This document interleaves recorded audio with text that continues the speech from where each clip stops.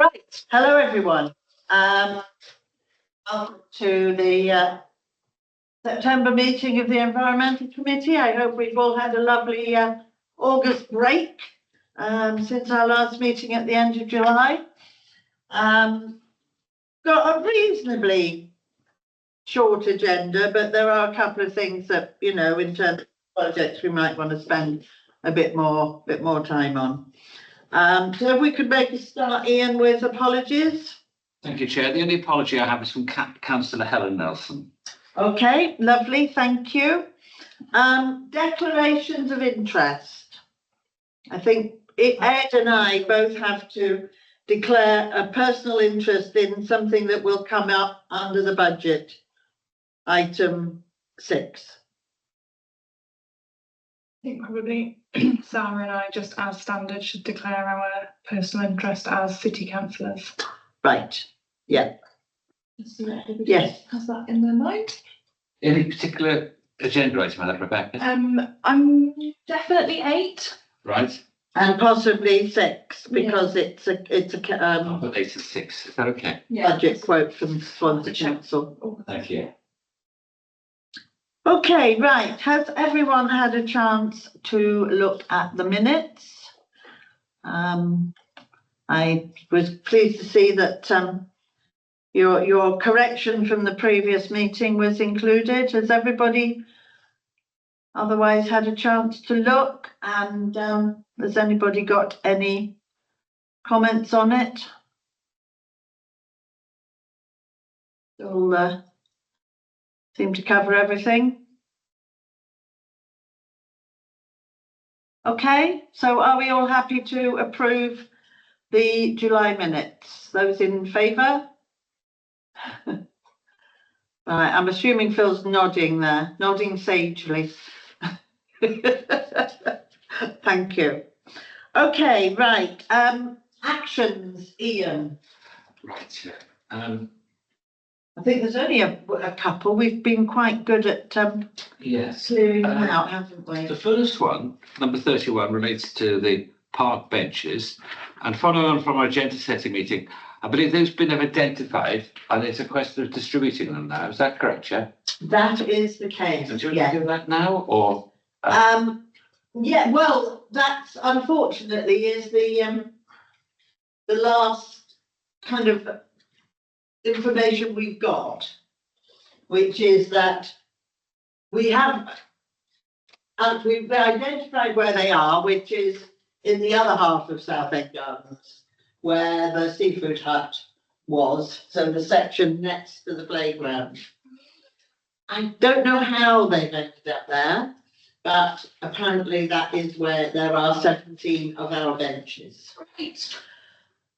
What we haven't managed to do yet is get a date from Swansea Council and a cost for them to collect them all and deliver to wherever the various wards seats that we all agreed about 2 years ago. So I presume if anybody wants to change where they originally wanted their picnic benches, they need to say. So Sarah and then Rebecca. Yeah. Thanks, Chair. No, I was just wondering if we still have the money in the kitty to actually pay to get them set up where we wanted them as well. Have money in the civic communities budget, which we could use, yeah. Well, thanks. Okay. Could I request an action of where councillors requested they go be redistributed? Good idea. It is I'm not talking here. Yeah, And it, you know, things like yeah. Okay, is that all right, Ian? Yeah. Who's Who's got the list, Chair? I don't know if we can catch Kerry before she goes on holiday. No. Diane might have it. I'll ask Diane tomorrow. She might have a copy of it. if it comes back after council holiday, that's okay. Yeah, We've yeah. waited this long. I suspect nothing's going to happen between now and then. Okay, that's good. Lovely, thank you. So that was the first action. Yes, the next one, number 71. I've emailed these various people. I've copied you in, Chair, but haven't had replies. Right, 71 is the RFO in relation to the signposts. But I Yes. know Paul's been very busy, and as we were saying earlier, it's very sort of- so things will be a lot easier, I think, in the Yeah. future. 92 is deferred until November 25. Number 101, I emailed Ashley, and that is in hand. great. I emailed 107 in relation to the skate park. I did email, just get the email. I emailed Sue. Sue Maverick. Anyway. Yes. Mitchell. Mitchell, thank you. She got back to me. She doesn't actually do the hedging, but she's given me a contact. But before I contact the contact, following our earlier conversation, I'm going to contact Sue again and ask for a fence, a metal fence. Yeah. And I'll come back to you next month with an update if that's okay. Yeah, because obviously, you know, in the interim, since we originally requested the contractor who we got the hedging from, we know that Swansea Council are asking for a fence to be put in. So the logical thing is to ask Maverick who the contractor was who put the fence in. So hopefully we can get the matching fence to put along the rest of the site. Yes. Numbers 108 and 110 both relate to costings. Yeah, One is for Northern Nature Reserve, and in fact, they're both, I think, for Northern Nature Reserve. But the second one relates to roller sleepers. Again, I've sent a request to Ashley, copied in Paul, and I'm waiting for a response with that. okay, 112 is being completed and removed. yeah, The transfer of number 113, the transfer of £16 from the Environmental Officer's resources. I've asked Paul for an update. We believe that has been transferred from the Excellent. ENV6, but So that could I'll keep that until be it's signed off. confirmed. yeah. The next one is Councillors Fogarty and Sarah Keaton in relation to convening a working group in relation to bee-friendly streets project, and that's ongoing. That's my understanding. Right, well, I mean, it was mainly to do with the survey, wasn't it? Yeah, I think with Rob having gone, Mm. we just felt that, you know, that sort of expert advice would be invaluable. Yeah, There has been other engagement with residents. indeed. So, yeah, I still think it's a really valuable exercise. Yeah. That I would appreciate if we could have the support of the Environment Engagement Officer when in post. Is that fair to say, Sarah? That sounds eminently sensible. Sorry, but yes, or we could ask the Environment Centre maybe for some advice in the meantime. Should we Just a defer it thought. next month and see how far? Yeah, yes, because we did agree a job description this morning. Should we defer that to November to give? It's update in October to see, as you say, where we are in terms of the recruitment and if we've got some indication of when we're likely to have a new officer in post. Good. 115, and this relates to the confirmed pricing of Castle Woods Path. And Carrie, you're going to contact Will. I did contact Will and I had a response from Will. In fact, he updated us this morning, while we were waiting for the personnel meeting to start. He's confirmed with Sean that the costs are fine. And so the 55,000 and the way we identified to cover the match funding with the extra input from Team Mumbles is all fine. The only slight, and I think this could cause uproar if it's pursued, Will is now putting in a second whatever the fund is, Yeah. for Underhill football pitch. He has informally kind of been told it would probably be fine for the two, but he has said if he can only go forward with one, he will dump the paths. which did not go down well with me, as you can imagine. So we await confirmation, and obviously I don't know if Swansea Council have any kind of say over which they consider to be. Yeah. They do? Yeah. Yeah, good. Okay, that's fair enough. So hopefully, you know, I just feel we've spent 4 years getting to this point, and, you know, we just can't afford to delay it any further. The paths are deteriorating so badly. I mean, it really is. And so hopefully, but we do know at least the cost is agreed, and they're happy with the match funding split. So hopefully that will be able to go ahead. Good. The next one, 116, using specialist cleaning products on the skate park at Mumbles. That was transferred, and it was an agenda item last Wednesday's Committee Social Development. Okay. So that's, can I close that now? Yeah, well, yeah, because we've moved it across. Yeah. The last one And that's is the removal of graffiti from benches and bins, which was arranged by Kerry. I confirm with Kerry that has been completed, so I can close that one as well. You can indeed. And that completes the actions. Excellent. Okay, has anybody got any other comments on the actions? No, okay. Thanks very much for that, Ian. Yeah. If we could go on to the, now I want to kind of combine this with the next item, item 6, because we've got the budget here, we've got the budget for this year, and we do have to make decisions as part of our budget proposals as to whether we want to make any adjustments to the costs and the amounts that we've actually got at the moment in the budget. So shall I share it on the screen if I can? I will see if this works. Share. Am I allowed? Let's see. Share screen, share window. I don't know, which one do I do?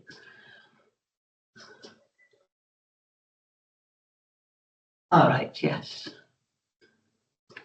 Okay, so if I open that, woohoo, it works. Okay, so initially, just to close off item 6, are we happy to approve the budget monitoring report? We now know, of course, that £16 has indeed been transferred, and therefore that red is now going to be green. Mm-hmm. So if we're all happy with that, yes, Rebecca? I'm happy. You're happy then. Lovely. Everyone okay? Right. I don't know if anybody needs to look at the expenditure, and there's been very little, so I think we can probably just. Oh, Phil, you want to look at them? Or question them? You're on mute. My question was just what's Paul done with Rosie's payment code there? Who's Rosie? Exactly. It's a VAT recovery.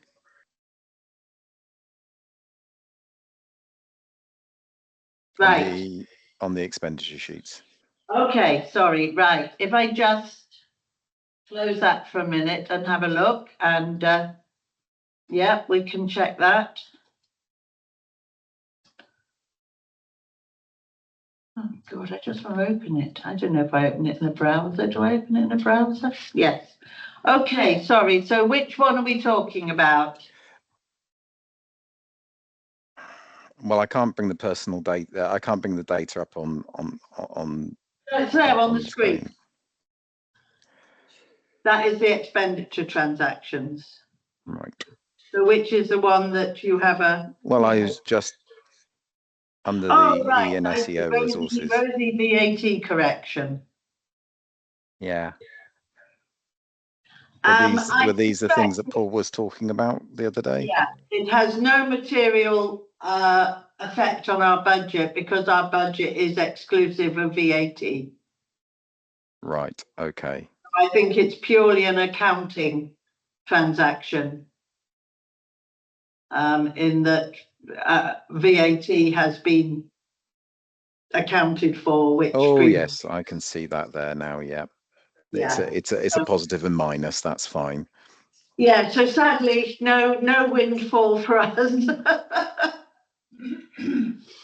Okay, everyone happy Okay, with that's that? fine. I just wanted to make sure that, you know. No that was- problem. Right, let's go back to, right, so are we happy with the budget and we've now cleared to agree the transactions as well? Yeah. Yeah, lovely. Right, so we'll go back to, so we've sort of moved on to item 6, Ian. Good, thank you. And if we could please just, are there any of those headings, first of all, that we feel we can, that we no longer need? I mean, we've already combined the grass verge scheme with the wildflower planting, which is why there's a 0 against the grass verge scheme. And so that heading next year will be just bulbs and wildflower planting, but you know, in wherever location they're being put. But do we want to look at increasing that at all? At the moment, it's £500 per ward. Any thoughts? Sarah? Yeah, I personally, bulbs, yes, wildflowers, no. Just cut it at the right time and the wildflowers that are happy there will come. It's just a waste of money planting, you know, seeds or the plants. They die if they're not happy there. And the best way to get wildflowers is to actually just leave them seed themselves. But bulbs would be lovely, yes. Okay, but what I'm asking is if whether we feel well, I mean, if it's just bulbs we're looking at, I mean, some wards may want wildflowers. You know, we have to give people the option. So we're happy that £500 per ward is okay still. Yeah. Yeah. Okay, civic amenities. 2,500. At the moment, we haven't spent any of it, but that's because we're kind of holding off because we don't know how much it's going to cost to move all the benches. So, but if we think,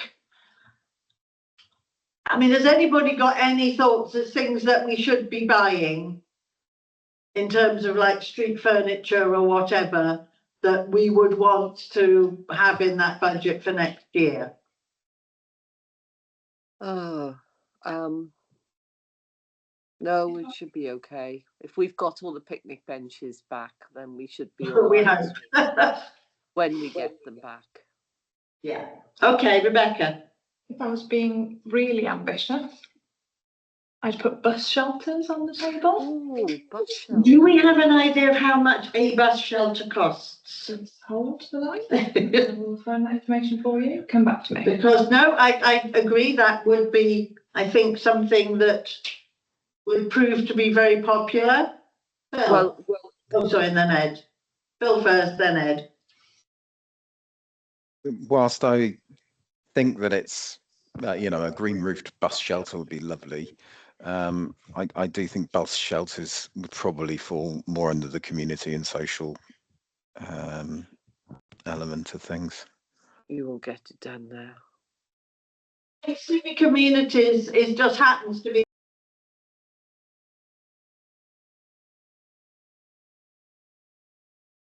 Why has it gone off? I can't hear anything.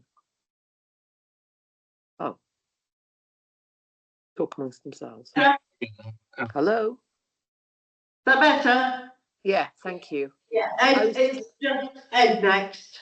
All right, This may or may okay. not be the right place to actually bring this in, but I remember being in a meeting within the last couple of weeks, I think it was, and someone said that there was a gallery exhibition in the Gower, in Mumbles, and you couldn't avoid knowing about it because there was a little leaflet or The heck? What's that going to do with bus shelters? I don't understand. I can't hear what Ed's saying.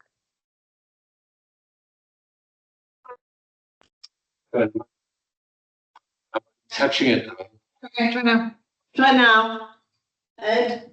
is there any way, if that is effective way to get local people aware of what's going on, is that something that Mumbles Community Council can do with official signboards of information dotted around the obvious places, bus stops possibly, things like that, to say these are the things that are going on and information? Yeah, I mean, I suspect that most of those signs were illegal because, yes. Yes, and take them away and they don't. Yeah, but I do agree that, we have one notice board, as far as I'm aware, which is in Males.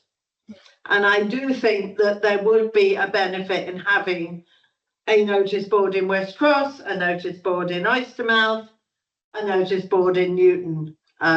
If we could sort of agree a location, and that obviously somebody would have to take responsibility for, I mean, Helen looks after the Males one, so it would require somebody to be responsible in each ward for putting new notices up, taking old ones out. But it's certainly something I'd be happy to put some money in for. You know, we might not be able to put 4 in 1 year. Well, Males have already got one. But certainly to, you know, put some money in towards that. Have you got a bus shelter cost? So it will start at £4,800 per shelter. And if you, depending on the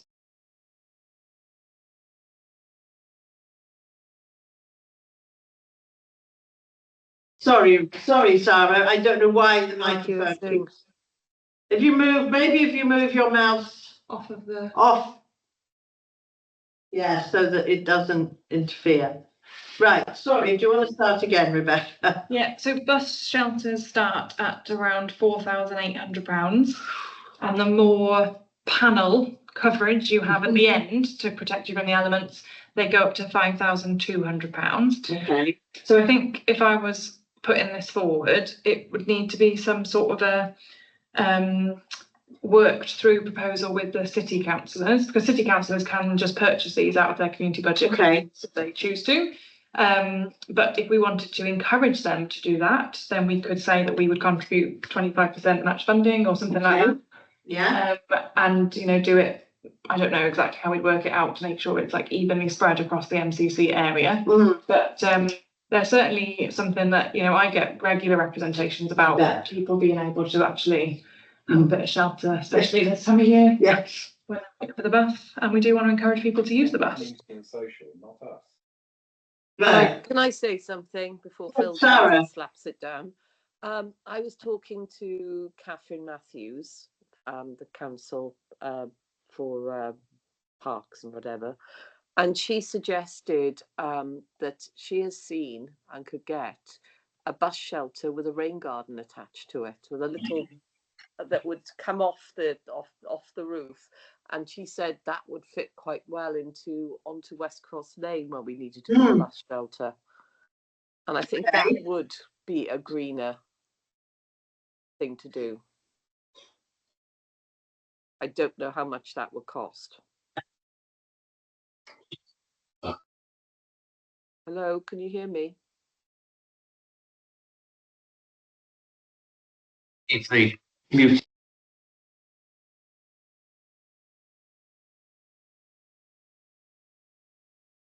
Sorry, this Talk. is crazy. I There we are. can't hear anything. Yeah, it's all right, it's come Right. back now. Okay.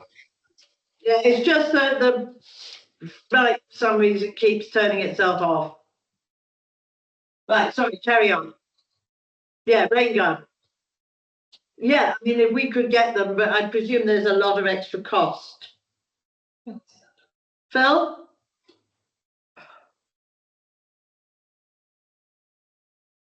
Phil? Yeah, I just got to say it.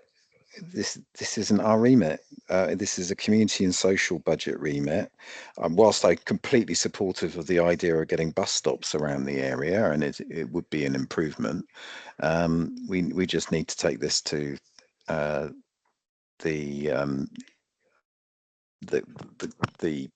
council, and it needs to be allocated to the right committee, basically. It is in the right committee because civic amenities, whether they be environmental or otherwise, sit within our budget. And obviously a bus shelter is a civic amenity. The idea of being, why it came into environmental was because I think at the time there was various things that we were wanting to get, which sort of fitted into environmental, but I mean, in exactly the same way as picnic tables are not relevant directly to environmental, it is just what the civic community's budget is for. Which is And- fair enough if it is, but I think we need to tighten up our terms of reference again, because I would rather, I don't see this as an environmental and thing. Rebecca. Okay, thank you. Two things. I'd definitely argue that encouraging people onto greener modes of transport is an environmental issue. Absolutely. And then in terms of the rain garden, I haven't seen them with a rain garden on. I did ask for a quote for the green roof bus shelters. They are between 17 and 18,000 each. Oh, Yeah, Right. I think she said it wouldn't work where she was thinking of by the doctors on West Cross Lane because it was too shaded. okay.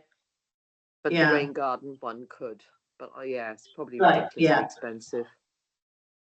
Okay, just to sort of come back to Phil on, you think, if we have civic amenities within our budget, we have control to some extent on what that budget is spent on.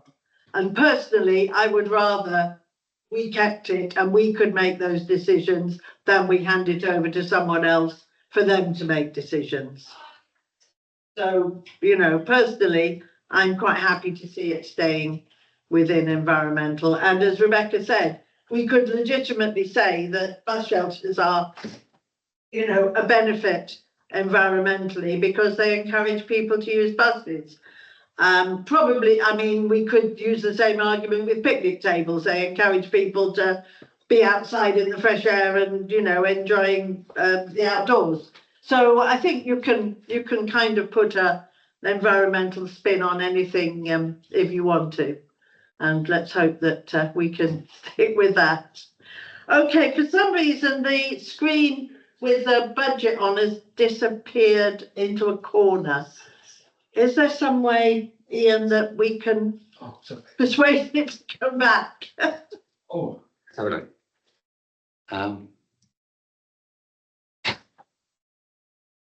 That's it. No, it came brief. Yes, Okay. lovely. Okay, so do we want to increase or put in a request to increase the civic amenities on the potential that we might want to put some money towards a bus shelter? And also that we might want to purchase some notice boards to put out to make sure that information is widely shared. Zara? Definitely for the bus shelter or anything else. So Phil's left the room. Yeah, Okay. definitely. So do you reckon we go for 5,000 on the basis they'll probably cut it back? Yep. Okay, I should be writing these down. Right, have you got a pen there, Ian? Thanks. Okay, so 5,000 we potentially we'll look at there. We're keeping bulbs the same. Jubilee Gardens, a small amount is needed, obviously, for general maintenance. So I would suggest maybe that we keep it to 100. Just so that there is some money there to, you know, do any minor repairs or replanting that's needed. Okay, right, keep that the same. Environmental officer resources. I think the advantage of that is it's a useful budget because we can kind of ask them to buy things on our behalf if we don't have an actual budget for it. And that shouldn't be recorded probably. But no, I do think it's important because otherwise, you know, if the environmental officer needs things, it's, you know, we don't want to be constantly trying to kind of fit them into a random bit of the budget somewhere. So I'm happy to keep that at 2,000, and I'm happy to keep Ash's budget at 2,000 as well, because obviously there are tools and equipment which do fall apart, wear out, whatever, that he does need to replace. So are we happy with keeping that as well? Right, hopefully grass scheme, we've said that's subsumed into bulbs.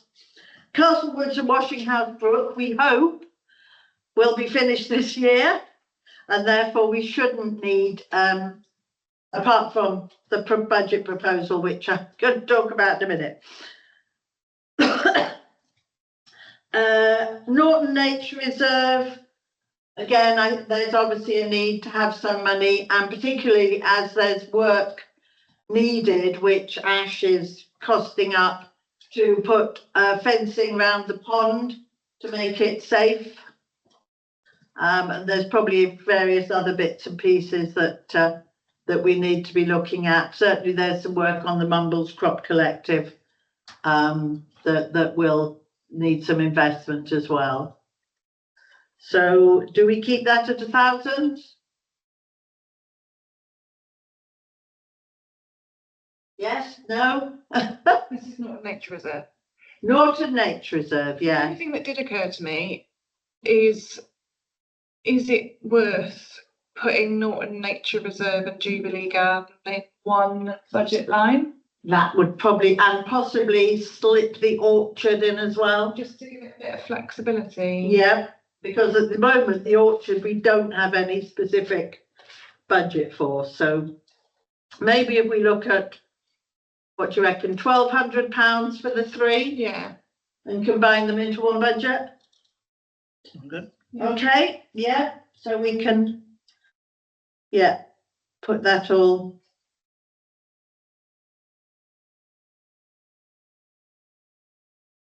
And we'll make that 1,200. Okay, climate emergency.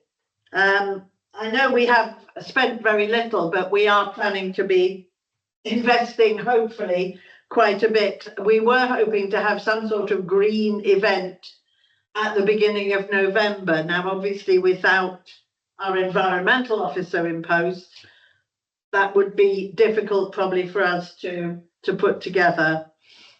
We were going to sort of make it a green event, sort of showcasing green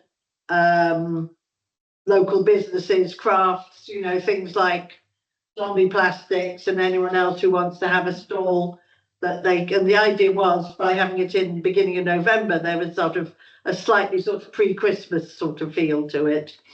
It would also combine the Buzz and Bloom Award ceremony, and it would also include some sort of climate emergency workshop. So we were hoping to make a full day where, you know, we could just do all things environmental. But I'm conscious that without an EO, it might be more than we could manage, and perhaps we should look at doing it in January, although we would have to separate and have something for the Buzz and Bloom. So whether we could combine the Buzz and Bloom with maybe one of the Friday warm hubs? Sarah? Yeah, I'm just aware that we're cutting the environmental officer's hours as well, so this might be a little bit too, sorry, a little bit too much now, do you think, maybe? I don't think so, because although we're cutting his hours, their hours, the idea is we're not actually cutting the hours, we're just moving a whole chunk of that role into another role. So a lot of the time that Rod spent chasing around with volunteers is not going to need to be done anymore. So I think that frees the new person up to actually focus more on the actual events and activities. Because Ash is picking up, you know, the sort of things like the Mumbles Crop Collective and stuff. So he's happy to work on those. He's picked up the most of the work at the orchard. So I would think that the new post holder would be ideally placed to work on something like this. But as I say, in terms of Buzz and Bloom, Sarah, Phil, do you think we could have a kind of little event sort of maybe following on or sort of between Warm Hub and the quiz or something? What do you think? Silence from both. Not sure, Carrie. I mean, you don't want it. No, I'm not sure. Well, No, any other thoughts on how we can have the event? Phil? I would have thought if we do anything, perhaps just see if we can book out Underhill and perhaps do, you know, some drinks or something or other in an evening. It doesn't have to be particularly posh. No, we could do that. And I think Underhill's probably going to be a better venue because, of course, you've got the catering there until 9.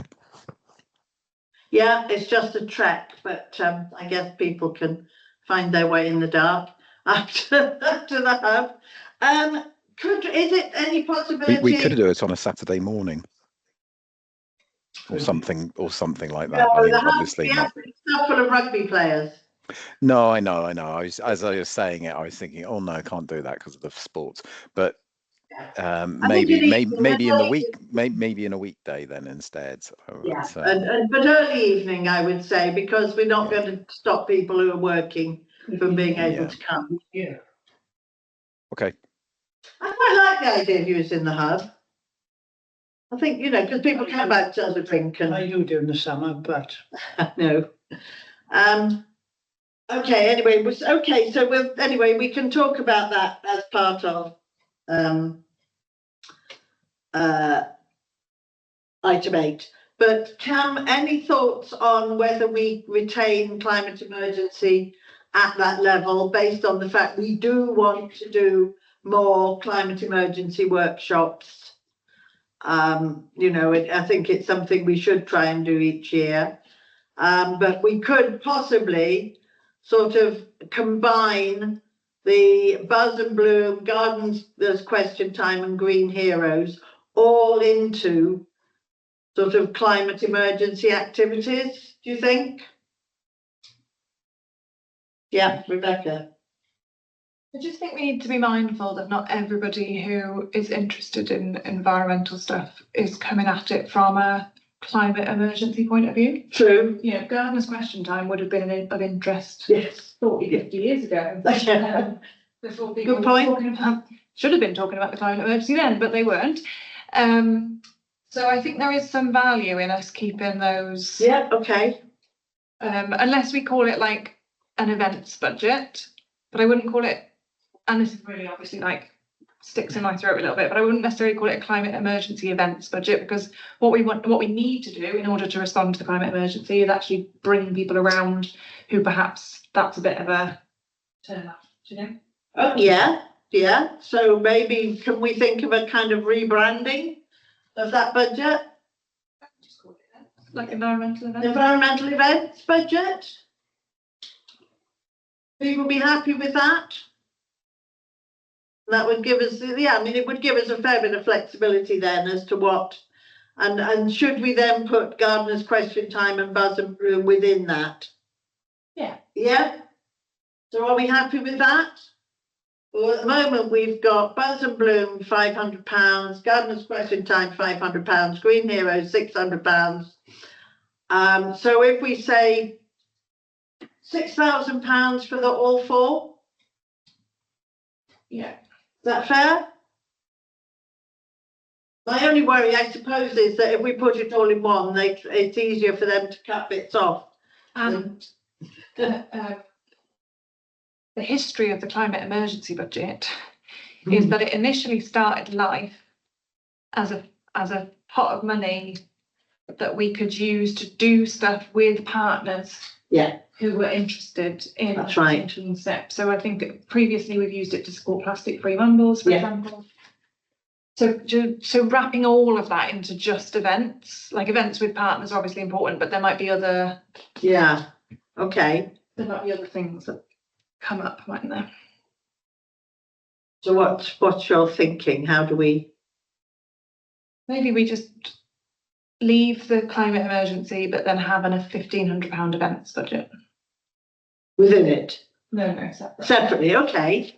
So because I mean, that is one of the things in the job description for the new EEO is to revive plastic-free Mumbles, to try and really get that back up and running.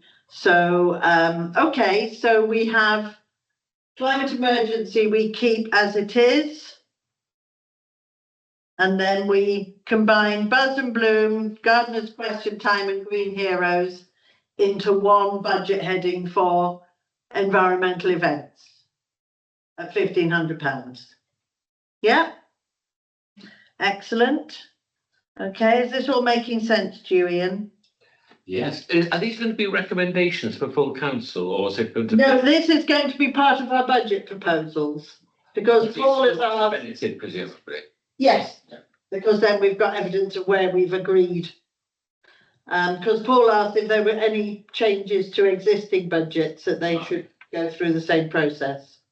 So anything where they just stay the same, as far as I know, we don't have to do anything. Changes. But where we want to make changes, okay?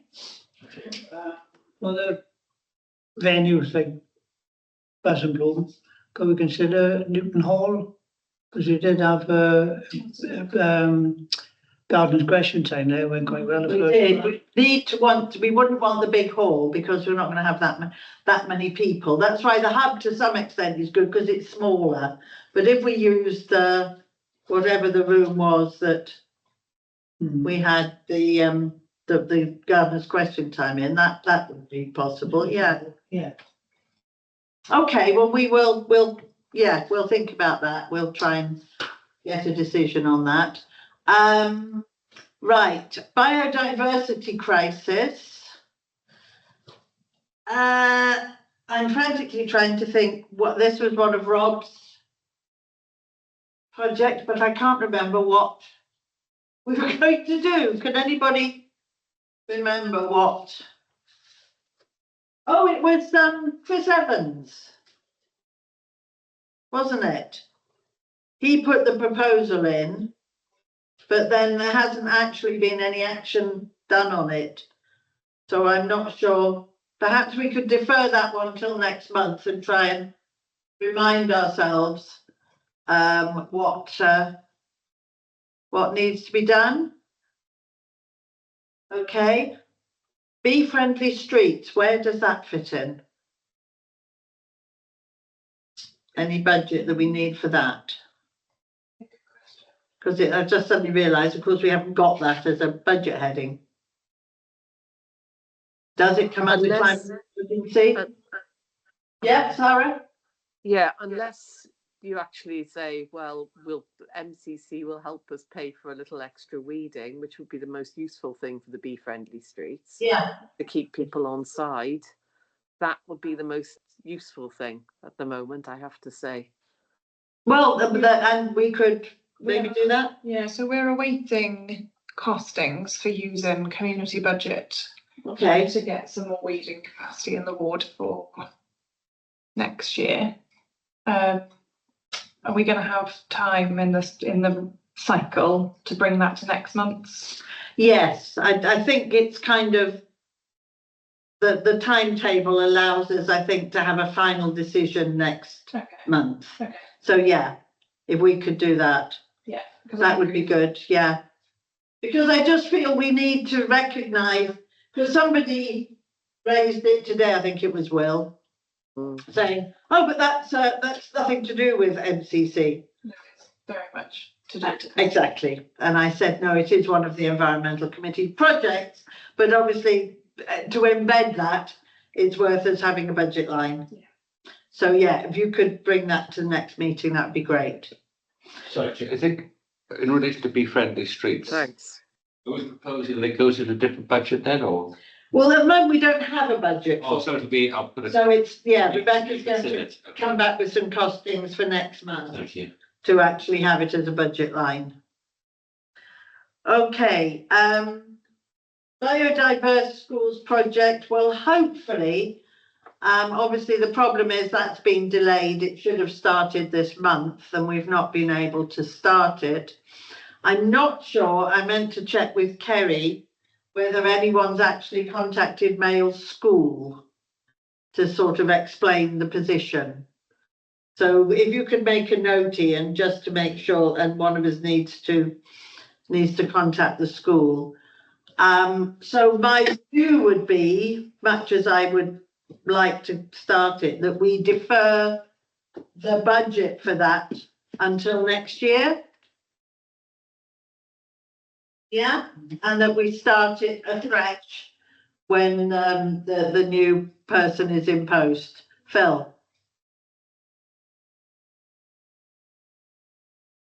Phil? Yeah, if I remember rightly, this was added to this year's budget out of a budget proposal that was actually submitted by Rob last Yeah. year. Yeah. This was very much an environmentally led project that he had a very clear plan as to how he was going to execute. Yeah. Obviously, we're going to need to get a new environmental officer in post, and then obviously see that. So I have no problem with it being sort of put on hold and deferred, as it were. But I also think that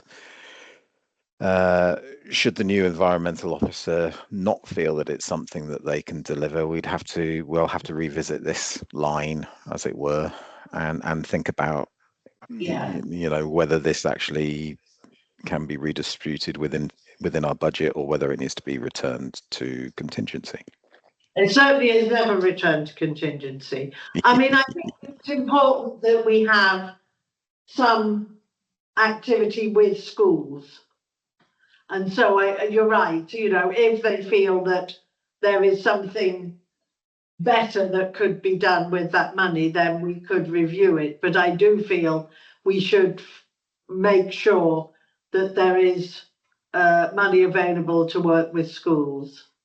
And I mean, Rob has left a very detailed project plan for it. So, you know, it would be relatively easy, I think, for a new person to pick it up.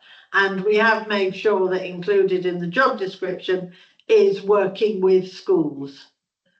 So that, you know, whoever takes up the new post is happy working with children. Okay? So it won't need any new budget. We'll just defer that £1,200, carry it forward to next year. Okay? So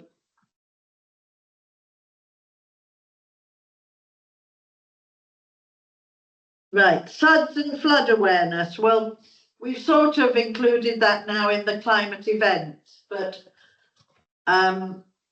we've struggled up to now to actually get anything done with that money. I think, you know, we do need to bite the bullet and do something. in terms of some sort of awareness, flood awareness, workshop or drop-in or whatever. So, I would suggest that perhaps we keep it in for this year, but we maybe don't continue it on the basis that we would have money in the climate emergency budget. Sarah?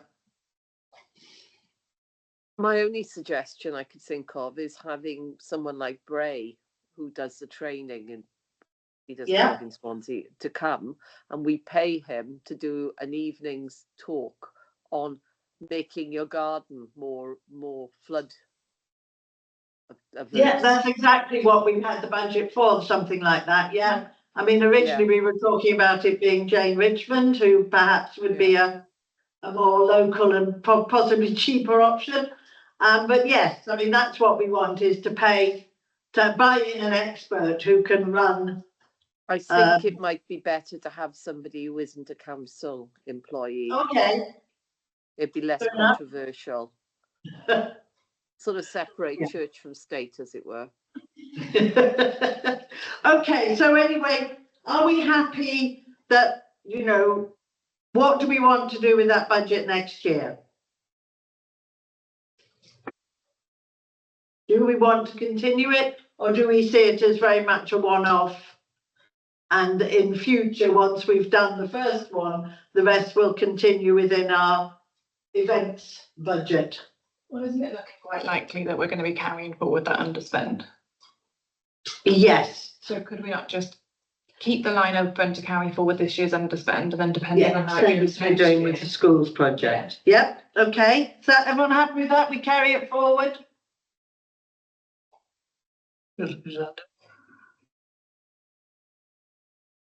Sorry? Phil?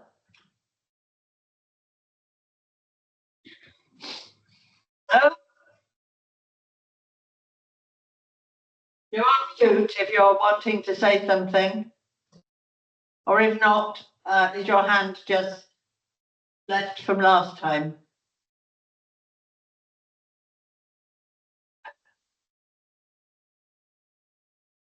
Either or both. Okay, we'll move on. I'm sure Phil can catch up if he wants to. Mungles Crop Collective. Yeah, we brought that forward from last year, but I do think we need to have some money in that budget to continue it. And as I say, Ash has agreed to take lead responsibility for that. Oh, it's the mouse hand. It just happens to be over your picture, so we keep thinking you put your hand up. Right, so we've got 1,594, well, we have spent by the look of it, but that is because I'm not quite sure why it's in red. It says grant to be brought forward, but I'm assuming that is the total grant, and as far as I'm aware, it has all been spent. On the purchases of the raised beds and the. It'll be because it was awarded in the last financial year, and we've spent it in this financial year. That's okay. So we do need to have some allocation for next year, but obviously we don't need so much infrastructure. Sarah? When I went into Cloynderry School, they were very excited about, they want to do their own form of crop collective, that the children are growing stuff and then selling it, because it's a good way of teaching the children at the school. It covers a number of things on the curriculum, and I said I'd help out, and I said that MCC might be willing to support that with the environmental officer if we get one by that time. So I just thought I'd pass that on. Well, we could. I mean, we just agreed to carry the whole school's pilot budget forward to next year. We could instead keep back some of it this year for something like that, say a couple of £100 Mm. and move 1,000 forward into next year?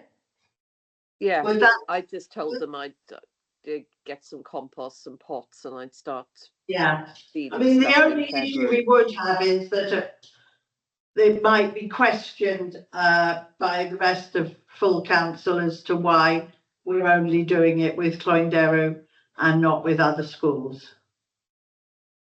Well, because Lindero approached us. And Just a- mail the I biodiversity. don't mind doing it myself. It's fine. Yeah, That's an approach that we take, isn't it? Is that we cycle around the school. yes, well, that budget was intended for the male school pilot, yes. Yeah, exactly. Yeah. So the Crop Collective School pilot could be Cloynderrow. Yeah. Yes, okay. So, but what would be good is if we can show how we're linking that one in with our overall Mumbles Crop Collective programme. So if we could kind of make sure that the two are connected so that we can have it all under one umbrella. And we could Right. use Llanderry School as an example to then be used with other schools to show how they can also be involved in it. Does that sound like a plan? Sarah? I'll go back, and I think it was different for them. They wanted to grow their stuff and harvest it and Yeah. sell it and then work out how much they made, and it was all part of their curriculum thing. So Okay. yeah. Okay, so not quite the same in that No, obviously I'll probably not, just do it myself. we're not selling. Yeah. That's fine. Okay, Phil. Yeah, just so that we don't get confused between this and the biodiverse schools pilot.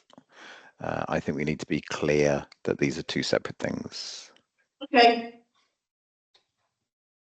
Okay, So- yeah. So are you suggesting we add in an extra budget proposal for schools crop collective? Or are you suggesting that we increase the Mumbles or we retain it at £1,500 or whatever and we carry it forward for next year, and included within that will be a pilot for a school to be involved? Rebecca? I just think we need to be careful that this was grant, Yeah, and it cost us nothing, yeah. and I think if we were going for the grant with the intention of there being a built-in budget going forward, that's a different story to going for a grant to trial something, isn't it? Because we wouldn't be carrying this forward. This is That's true. the grant is spent. No, you're right. Yes, there is no more, yeah. I would suggest that I'd be happy to put a case forward for why we continue it with but we'd only need a smaller budget. Because it would be, most of the infrastructure has been purchased. It would just be for seeds and seedlings and plants, so we could do maybe, and probably some more compost and stuff probably needed, wouldn't it? What do you reckon, Ed? 200, 250? Yeah. Yeah, so we say 250. Phil? Sorry, you've kind of lost me a bit on the on what you were just talking about. Just going back to the amount of money that's in there from the grant. You said Yeah. that everything has been purchased for the crop collective. All the infrastructure, yes. The raised beds, the compost, to start it off. But obviously there is always ongoing costs, as you know. Indeed. So just to remind me, because this is a report to the end of July, Yeah, is this accurate? The crop collective grant, is it actually less than that now? it was all spent in March. Because we had to spend. Right, Well, it was hence it's in red. Yes, Okay, so effectively as a budget line, you just need it to be topped up with, as you were then saying, seeds, compost, whatever. Yeah. Okay. So it's a So the money, ongoing the money budget. is spent, the money has been used, it's bought all the basic stuff. So us carrying it on, it's no longer a grant. It's just us continuing the project. It would be us actually having to put a budget line in to continue it, yeah. Yeah. Okay. Thank That's fine. Thank you. I don't want to be a doomsayer, but you know, the Mumbles Crop Collective really, really leaned on Rob's expertise in this area. You know, he's done I know, Tan, you know. yeah. We don't know, lots of people around this table were not in personnel. We don't know what these changes to the job description you're describing are, and neither should we, because that would have been in closed session. So we don't really know what capacity we're looking at for a future environmental engagement officer, or what they will bring as their specialist area of interest. So I'm nervous in two directions. I don't just want to let it flop, because it didn't really, the project hasn't delivered what we said it would when we got the grant, frankly, has it? Like, because Yes. Rob has, yeah, exactly. We're still waiting for that delivery of this grant. But beyond that, yeah, how do we know that we're going Ash, to be in a... because Ash has taken the lead on it. Right, that's new information. Yeah. Today. Good. Yes, Terry said that Ash, she said, I should let you know that Ash has taken the lead on Mumbles Crop Collective. And is that to be continued into the future? I'm assuming certainly, yes, as far as I know. Right. I haven't actually had the conversation with Ash. I just got that passed to me from Terry that obviously she'd had that conversation with Ash. Okay, so I would support this suggestion of a £250 top up for seeds, etc., on Okay. the basis that it is discussed with Ash and he agrees that he has capacity in his work plan To take it be forward. the lead for the long term. Okay, that's fair enough. Yeah. So we'll say provisionally 250, check with Ash that he's. Sarah. Yeah, I was just wondering, it was Oystermouth school kids who were doing the crop collective this year, wasn't it? Yeah. I thought they Yeah. were going to be volunteering. I think there's no sort of specific itemised individual school. I think just because Oystermouth had one of the raised beds down there. Oh, right. So they were And to using St that one. David's. Yeah, Oh, right. Oh, well, that's good. That's two schools that have done yeah. crop collective. I mean, how much they got involved, I don't know. But that was certainly the intention, that because they already had a presence, as it were, that they were going to, you know, be the schools that would be helping with it. Right. So I take it we don't have much proof of what they grew and how much. I haven't been down there for a while, I must admit. But when I did go down, there was quite a lot of, you know, greenhouse stuff, tomatoes, cucumbers. Excellent. There were courgettes growing, strawberries, cabbages, so Fab. quite a lot. But how much of that, I know the schools had gone down, but I don't know what input they'd had into it. Do you know if they got many photographs and stuff? Because it's always I don't better. know. It's easy to sell it then, isn't it? If you can see the children actually doing it and the produce. I don't know. No, You I don't know. I mean, we definitely had, I've got photographs of them at Upper Norton allotments. Oh, Because they did come and do some stuff up there with us up at the allotments. but none of them growing. I'm just thinking it's a good thing to put into the magazine or I whatever. mean, I would need to ask Ash whether he would, Yeah, he would. we'll ask Ash. Yeah, I don't know exactly. Okay, that's fine. Right. Okay, right, so that's the budget so far, so that's good. And now, has anyone had a chance to read my budget proposal? I could put it up on the screen. First of all, I will start with the map. Right, if you look at my little brown, I don't know why it came out brown, but that's the colour it came out.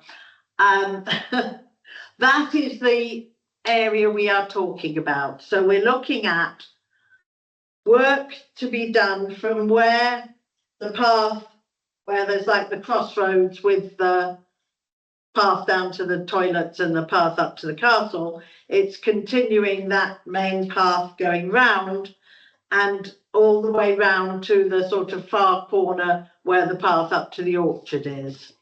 So I have had a quote from Swansea Council to increase the width of that path to enable it to be used by vehicles. The idea being they would then not have to wreck Castle Field every time they drove across it. So it would be of benefit to ourselves, particularly Ash at the moment has to take his van through there to take his lawnmower and anything else that he needs for the orchard. He has to drive across the grass, so he can only do it when it's not wet. Which obviously limits, you know, if he needs to do work up there, if there's trees to, you know, cut down or whatever, not cut down, but, you know, prune. He can't get up there at the moment, except when it's dry. It would obviously help with events because of all the vehicles that at the moment plough across the field. Every time they go to, you know, put a marquee up or run a stall or whatever, you know, a lot of them would be able to instead go round the side. And this is where Ed and I have to declare a personal interest. It would also obviously be of benefit to the allotments because it would enable deliveries to be made to the allotments without, again, having to plough across the middle of the field. Okay, Rebecca. He has. Can I also declare a personal interest, please, with a close family member having an allotment out? Right, so if we look at the proposal, can you all read that, hopefully? I can make it a bit bigger. Okay, so this is the intention.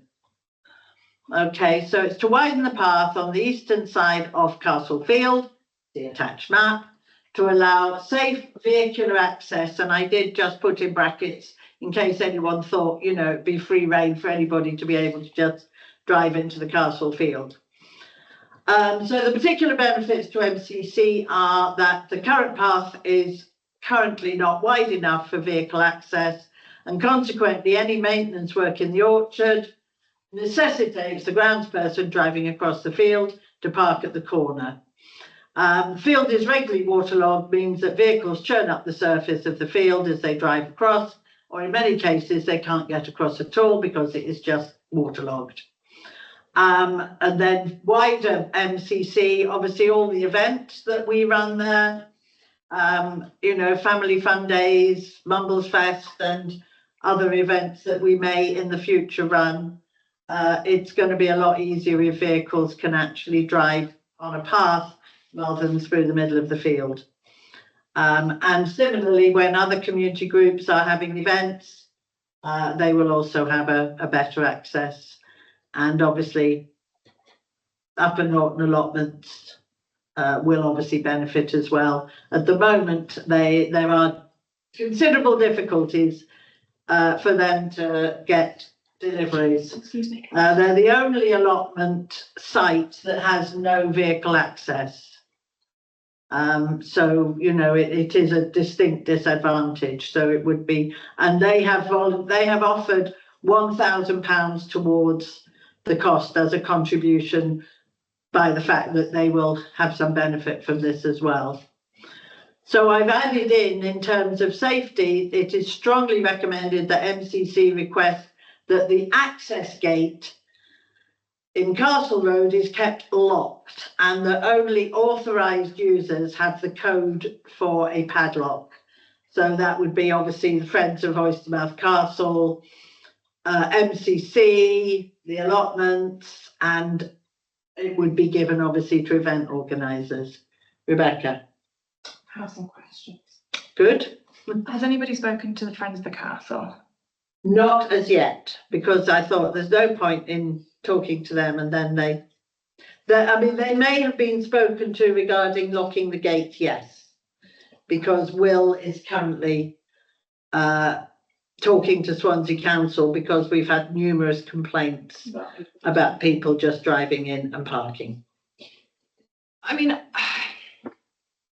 personally, I think this could quite significantly change the visual amenity of the green there, you know, the fields outside the castle. And in a way that might be a bit of a shame. I understand all the reasons why it would be really beneficial to have proper vehicle access. I guess I just wonder whether the castle people are going to object. It's certainly a conversation that needs to be had, although it wouldn't impact them at all because obviously their vehicle access is completely separate. And this wouldn't be a tarmacked path. It would be It would be the same as the Yeah. one that is there at the moment. It would just be 2 meters wide rather than being 1 meter wide. You need to amend the right wording of area B then, widen by 2 meters. Yes, I think it should say widen to 2 meters. Okay, I was going to say that's 3 Yeah. meters and 2 meters are different things, aren't they? Yeah, so yes, I would just ask Rob Knight to clarify that, but that was what we asked for. And as far as I know, he's quoted for what we asked for, which was wide enough for it to have vehicle access, which would be, he said was, or whoever the chap we went round with said that would be 2 meters. Can I just say that some, maybe 10 years ago, maybe longer, there was significant work done on the castle. Refurbishment, safety and things like that to take it to where it is. It's got some lovely amenities in there, glass floor and things like that. So it's opened it up as a castle to visit and understand. And they took away a lot of soil out from inside of it and they piled it up in a massive pile in the centre of the field because the field was all workplace and it was all terrace fencing all around. And there was a path, but it was a meagre little path and it was low level. And then somebody had the bright idea of not transferring all this soil to landfill, but use it by raising the level of the path. And that's why we got this raised level, and it was done on the basis that it was more accessible to pushchairs, wheelchair users, and those with less mobility, because it was on a gradient that was accessible, and 1 in 12 or something like that, I believe it is.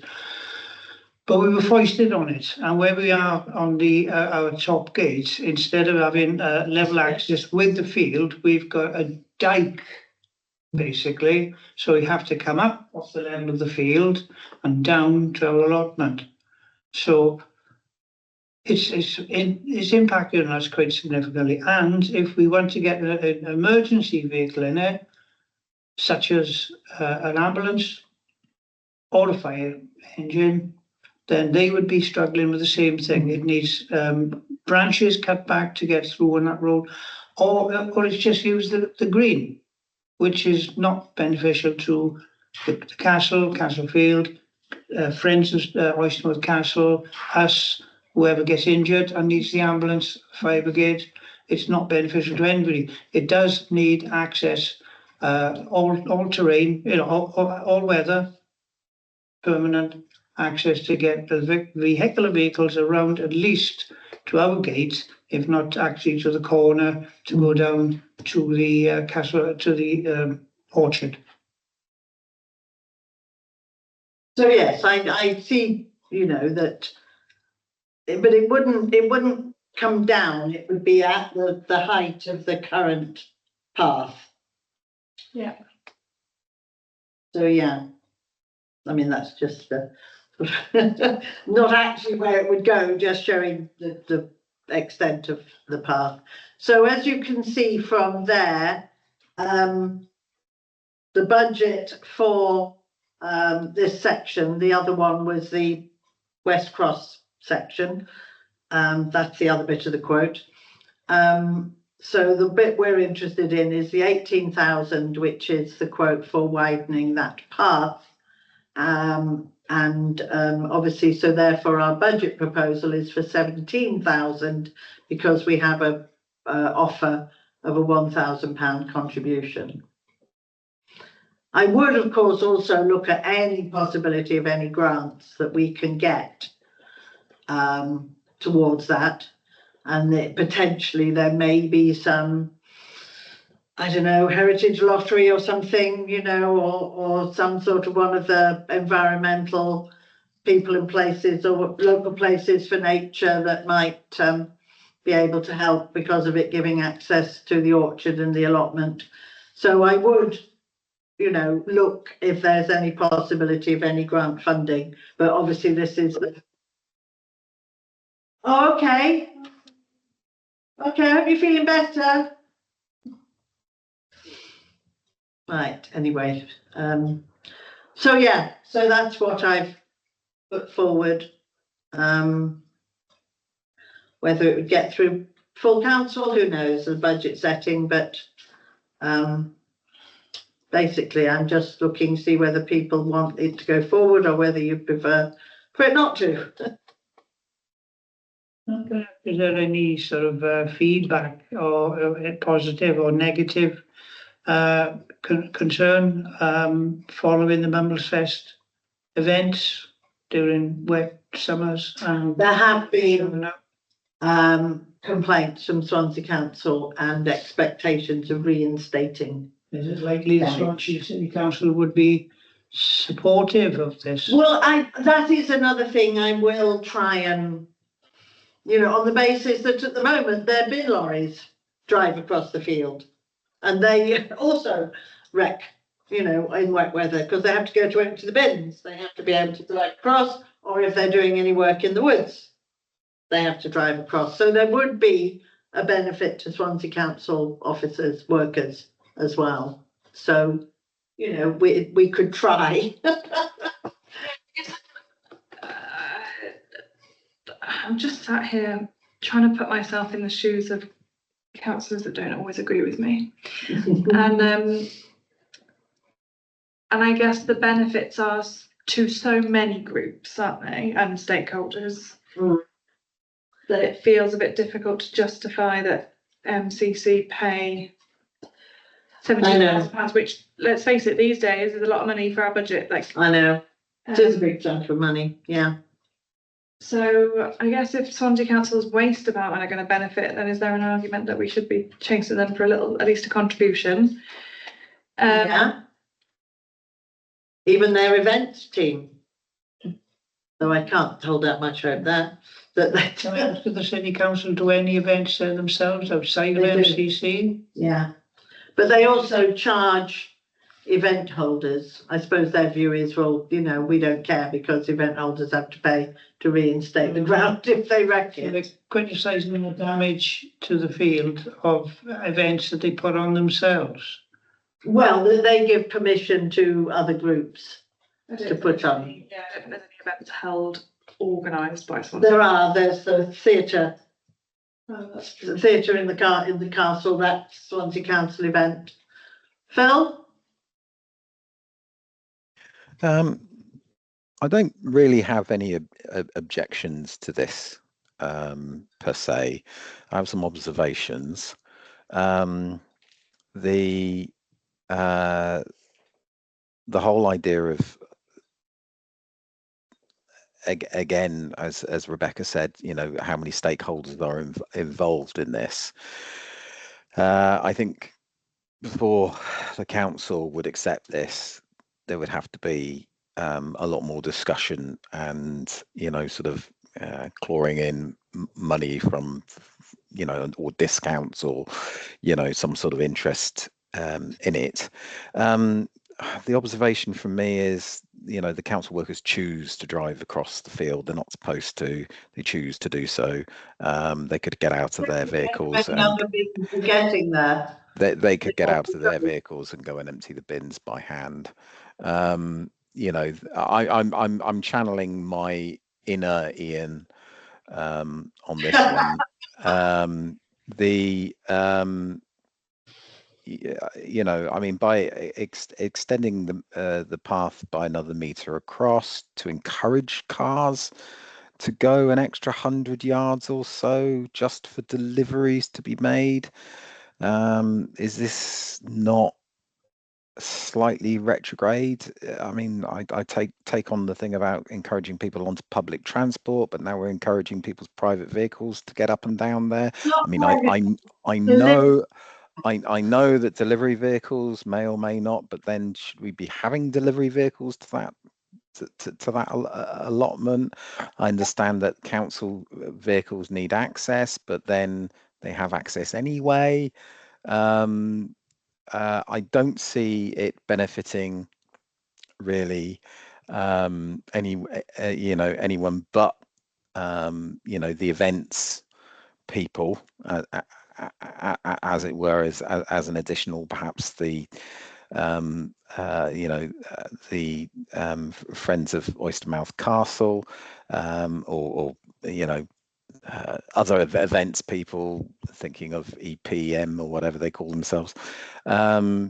So as I said, I'm not against this. I'm just not really for it either. I mean, I have no objection to it going ahead. Yeah, But I also, again, there's no point in going forward with it. I don't really see this as something that would necessarily fall under our remit. Don't know. I just don't know. Fall under.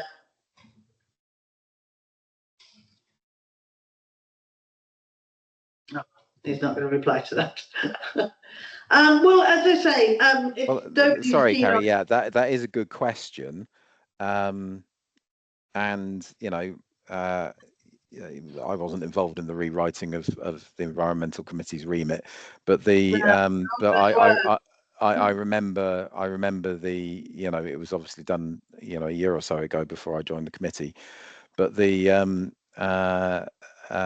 certainly the this is something that I would have thought, would have been brought from whichever committee, to the council as something that sort of crosses everything. It crosses culture, it crosses community and social, it crosses environmental.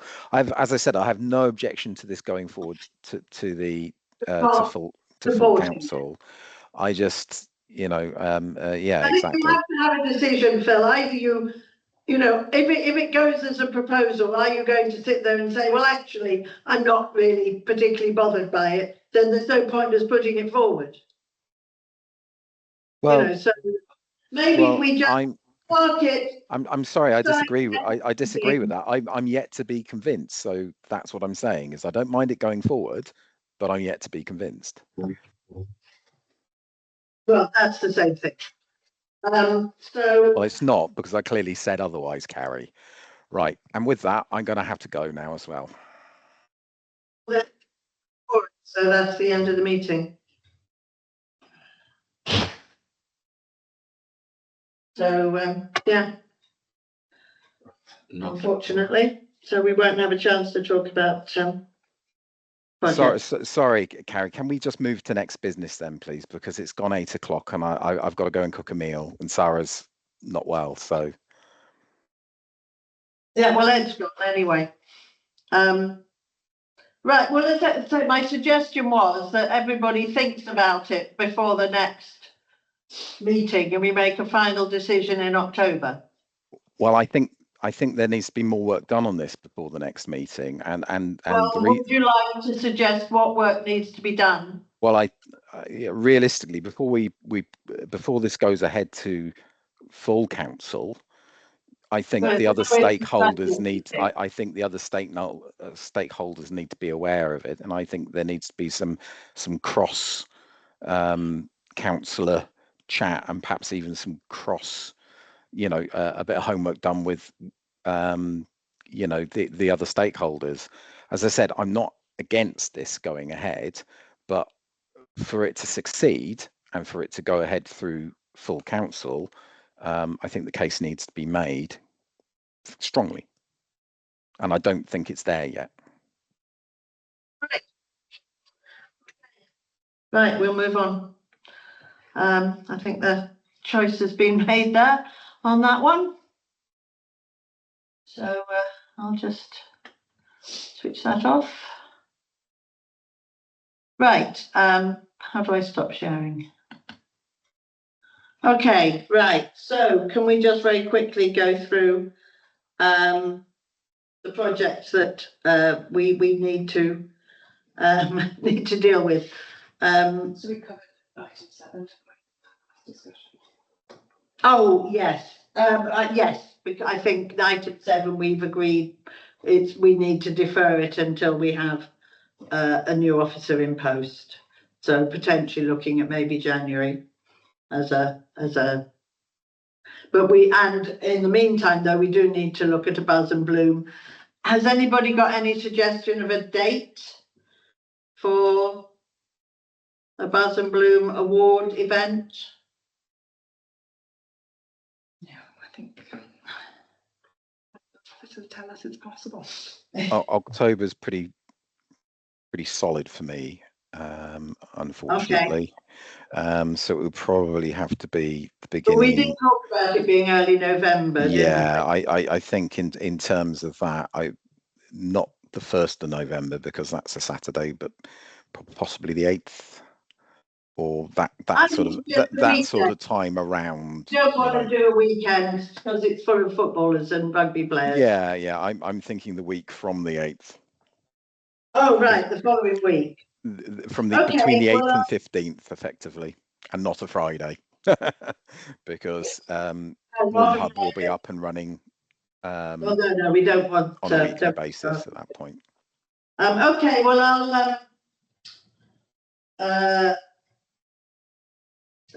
ask if there's anything particular booked, and if not, we'll just pick a day, and then we can send out the information to all the people who entered, and hopefully, encourage a few other people to come along as well.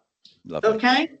I mean, should we to try and kind of encourage a few more people? I don't know, maybe have someone, I don't know, Tyvion or someone to come along and maybe do a little talk about something that might draw in a few more people. Yeah. Yeah, that'd be lovely. Okay, well, I'll maybe contact him first and see if he's got any preference for a date, and then we'll fix it up with the hub. Okay, right. Okay, right. Current projects and plans, grassroot schema. As far as I know, that's been agreed. That's the wildflower planting and Males Road, which it was too late to do it this year realistically, so it's being done in the spring. Right, water quality testing. This was supposed to have been done this month, but we did suggest that it might be something we could ask maybe if some of the youth club wanted to do it. The problem is that it's getting to a point now where the time it's open is going to be dark. Well, the kits are ready, aren't they?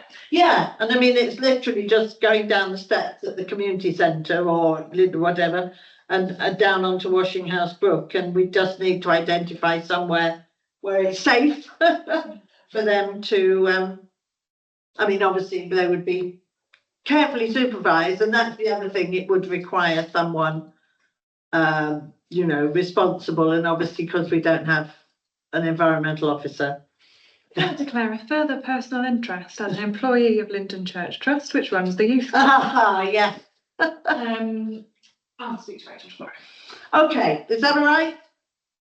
If Rebecca speaks to Rachel and see if she's happy with that, we'll try and sort out a time then to do the first. And I think it's then done again. I think you know more about it for in 6 months. Is that right? Yeah. Yeah. Twice a year. Twice a year. Yeah. Okay. Fantastic. Yeah, with all the kits in the shed, it's just yeah. And I will also speak to Helen to see if her and Chris Evans want to do something with the stream in males, which was the other one we identified to do. Mhm. Okay, litter picking hub, there was some conversation about the whole system is too complicated at the moment. I don't think this is the time to discuss it, but we do need to think of a way of simplifying it, because I think it does put people off. Can we put that next? Yeah, so for next meeting, Ian, can we talk about simplifying the litter picking hub booking system? Schools project, we've agreed already. I will contact Mail School or ask Paul to, or whatever, to just apologise and say we're really sorry, but we're going to have to defer it to next year.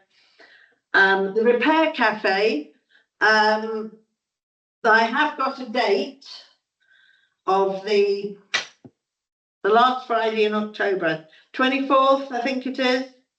Friday the 24th of October at Underhill Hub to have our first trial run of a repair cafe. And this will be run by the people who run the Environment Centre one. So they will come down and they will set it up. Our job mainly is to publicise it. And there is some money that Kerry has put aside from a grant we got last year, which if we do need any, if there is any cost, that can be, that budget can be used for that. 24th of October, it would be 10 till 1. Okay, so, and the idea is if it's successful, that we look at doing it, say, once every couple of months. And hopefully, you know, it'll take off and people will be bringing their stuff to be fixed. We did try and use the Ostream just because it's more central, but it was impossible. There just wasn't any availability, which is why we're using the hub instead. Okay, and Bee Friendly Streets, obviously we have had that conversation. So unless there's anything else? No? No? Okay, right, thanks Mel, thanks very much. Thank you. Got to go and get tea for a student now. Thanks. Bye. Okay, thanks Ian. Thank you. Cheers, bye. To be friendly.